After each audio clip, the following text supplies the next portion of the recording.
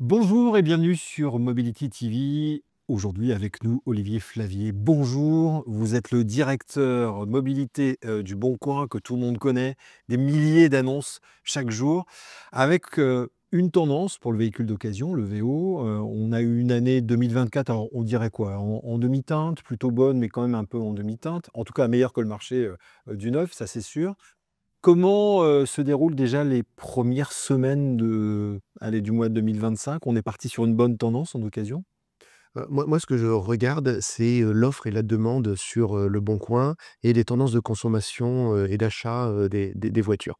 Donc l'année 2025, elle part sur la même base que la fin d'année 2024, c'est-à-dire qu'on a des clients professionnels qui sont en train de délester leur stock et donc de faire des promotions actuellement pour, vendre leur voiture et ça se fait au travers de baisses de prix. Donc ils sont en train de baisser les prix et on voit sur janvier des premières tendances de baisse de prix par rapport à l'année dernière. Donc Donc ça continue? Est-ce que ça avait déjà commencé un tout petit peu à baisser? la baisse avait été forte, depuis, quelques mois, jusqu'au mois de juillet, donc en 2024 jusqu'au mois de juillet, puis après les prix se sont stabilisés C'est et stabilisé. là, avec les promotions en cours, notamment sur l'électrique et l'hybride, on voit des voitures avec des prix qui commencent à baisser. Les plus fortes baisses, c'est quoi? C'est sur l'électrique? C'est ah oui, oui, c'est forcément l'électrique, mais le diesel aussi. Parce que même s'il y a une demande encore forte sur le diesel, il y a un peu moins d'appétence petit à petit pour le consommateur, français, sur le diesel. Mais, les prix ont beaucoup baissé sur, l'électrique. En électrique, il y a une situation un peu particulière. Il y a tous les retours de voitures de leasing, au bout Mmh. de 3 ans qui reviennent sur le marché, avec des prix qui avaient été un peu surestimés, par, les constructeurs, ou certains concessionnaires et elles se vendent pas au prix qui avait été, décidé, à l'époque. Donc aujourd'hui, les concessionnaires baissent les prix pour les ramener avec, un niveau qui permet d'avoir de l'achat de la part du consommateur. Quand vous dites une baisse des prix, c'est conséquent? C'est de quel ordre à peu près? C'est à peu près, sur l'électrique, vous avez des baisses, qui vont jusqu'à 1 000 1 500 € actuellement, qui est beaucoup. Ce qui est beaucoup. Sur le diesel, est-ce que c'est les régions? Puisqu'il y a encore, des régions où on s'intéresse beaucoup au diesel, alors que dans les grandes villes, on a plutôt tendance à s'en débarrasser avec, notamment les fameuses ZFE. Ça, vous le notez vraiment? Il y a une disparité selon les régions? Pas Ou pas vraiment, vraiment? pas vraiment. Et alors il faut séparer, 2 choses. Il y a la France avec, le diesel et dans l'occasion. Dans l'univers de l'occasion, le diesel reste important. C'est majoritaire? C'est encore majoritaire aujourd'hui. Sur Le Bon Coin, on a 45 de nos annonces en diesel et 43 en essence. Donc en gros, on a quand même 88 du marché qui est encore, thermique en occasion et c'était le marché du neuf d'il y a 5 ans.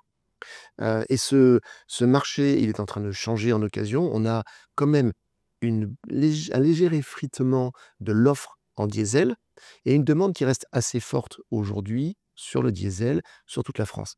Sur les ZFE, c'est un peu particulier. Effectivement, dans les grosses agglomérations, on peut dire, Paris, mais on peut le dire aussi sur Lyon, on peut le dire sur, Grenoble, on commence à voir un peu plus de ventes de diesel en dehors de ces villes-là, mais les zones, sont pas très différentes de ce qui se passe sur le reste de la France pour l'instant. L'hybride, parce qu'on voit le un boom de l'hybride sur le neuf. Est-ce que vous le constatez, déjà en occasion? Assurément et c'est ça qui est très intéressant aujourd'hui, c'est que on a des consommateurs qui sont un peu perdus avec tous les changements, du marché. On pousse énormément l'électrique et c'est le sens de l'histoire et c'est cohérent et donc on le pousse en neuf et quand on le pousse en neuf, vous avez des concessionnaires qui sont là pour l'expliquer en direct, aux acheteurs de voitures, neuves. En occasion, les biens sont exposés sur des sites, donc vous avez raison, on a 800 000 voitures à tout moment, 450 000 chez les concessionnaires et ce sont des biens uniques à chaque fois. Et là, le consommateur, sur le marché d'occasion se dit: «Qu'est-ce que j'achète comme énergie?» et c'est un des premiers critères que regarde aujourd'hui le consommateur, c'est son choix sur l'énergie. Donc il est pris entre le diesel qui a été martelé pendant 15 ans, en France ou 20 ans en disant: «C'est le meilleur rapport qualité-prix», l'essence qui a l'air assez propre, parce que les moteurs essence sont relativement propres et qui représentent la moitié de l'offre. Et puis après, il se dit: «Ah oui, mais attention, je vais être embêté avec les ZFE, on nous pousse de plus en plus vers l'électrique». Donc là, il se tourne vers l'électrique et l'offre, elle est faible en voiture électrique, elle est un peu plus importante en hybride et l'hybride aujourd'hui est le meilleur compromis pour le Français Le meilleur entre des 2 mondes. le meilleur des 2 mondes aujourd'hui, avec une bête curieuse à l'intérieur, c'est ils se disent, «Mais il y a de l'hybride rechargeable, de Mmh. l'hybride non rechargeable, même du micro-hybride aujourd'hui» et donc le français se dit, est un peu perdu et c'est là où le concessionnaire a un rôle très important de conseil aujourd'hui pour orienter en fonction de l'usage du français. L'hybride, ça représente combien aujourd'hui dans vos transactions? L'hybride, ça représente à peu près, 8 des transactions. Vous voyez? Donc, 90 Oui. 80 entre 85 et 90 c'est le thermique et on a, 8 d'hybride et l'électrique, c'est moins de 3 Mais aujourd'hui. j'imagine que vous dites: «Bon voilà, l'hybride aujourd'hui cartonne, dans le neuf». Comme nous, on a un petit décalage sur le VO, ça va forcément, aller, de façon exponentielle. Bah, l'hybride, l'année dernière, c'était 20 des ventes en France.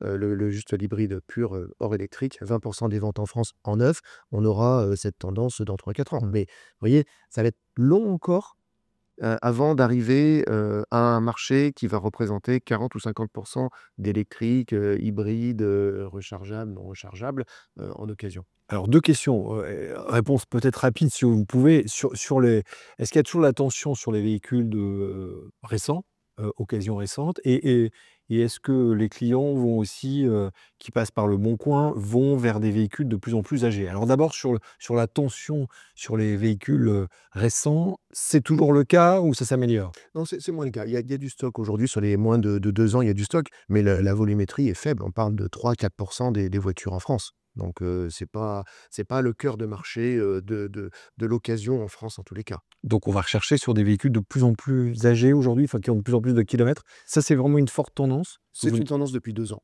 effectivement, qui continue? mais c'est une tendance qui est liée au prix, tout simplement. Les prix de vente des voitures d'occasion ont augmenté de 30 à 40 entre les années, 2020 jusqu'à 23 et ont commencé à baisser et aujourd'hui, on a des baisses de prix beaucoup plus on arrive à des prix beaucoup plus raisonnables, mais on est encore à peu près 5 à 10 plus cher proportionnellement, si je corrige de l'inflation, par rapport à avant. Donc les Français, qu'est-ce qu'ils ont fait dans ces cas-là? Eh ben, ils n'ont pas toujours les moyens d'acheter des voitures, plus chères par rapport au pouvoir d'achat, donc ils les gardent plus longtemps et puis quand ils achètent des voitures, ils achètent forcément des voitures un peu plus âgées parce qu'elles sont un peu moins chères. La moyenne, d'achat sur votre site, c'est quoi? Est-ce qu'on a une idée ou pas à peu près?